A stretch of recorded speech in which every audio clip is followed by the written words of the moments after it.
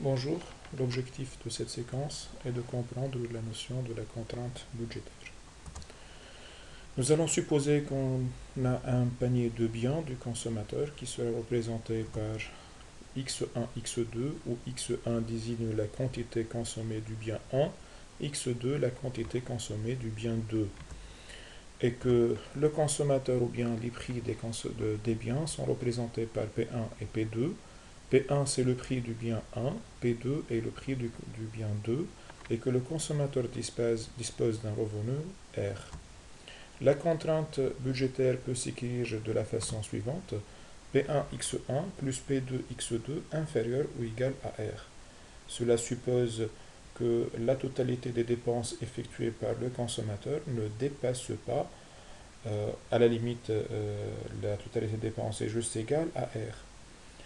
P1 x1 désigne les dépenses effectuées pour acheter la quantité x1. P2 x2 désigne les dépenses effectuées pour acheter le bien, la quantité x2 du bien 2.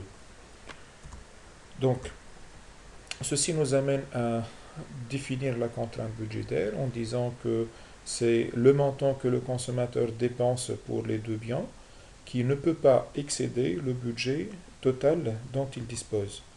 Les paniers accessibles au consommateur sont ceux dont le coût est inférieur ou égal à R. La droite de budget est l'ensemble des paniers de biens qui coûtent exactement R. Donc tel que j'ai P1 x1 plus P2 x2 égale à R. Ceci nous permet de dégager la droite, plutôt l'équation de la droite de budget, à savoir x2 égale à R sur P2 moins P1 sur P2. Dans ce cas, on constate que x2 est une fonction de x1, R sur P2, P1 et P2, ce sont des données, donc nous allons trouver simplement une relation entre x2 et x1. P1 et P2, ou bien moins P1 sur P2, représentent la contrainte, plutôt la pente de la contrainte budgétaire, ou bien de la droite du budget. La pente mesure le taux auquel le marché est prêt à substituer le bien 1 au bien 2.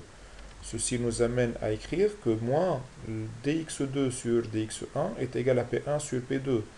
Et là, on retrouve un petit peu notre TMS, à savoir, ceci a été déjà vu, c'est que le TMS égale à moins dx2 sur dx1. Et cela donne P1 sur P2.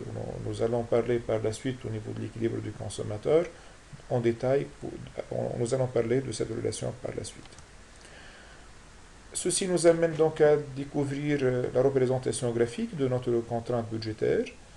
L'ensemble des possibilités de consommation représente la zone qui se trouve entre R sur P1, R sur P2 et 0, bien l'origine, qui représente l'ensemble des possibilités que le consommateur peut acquérir.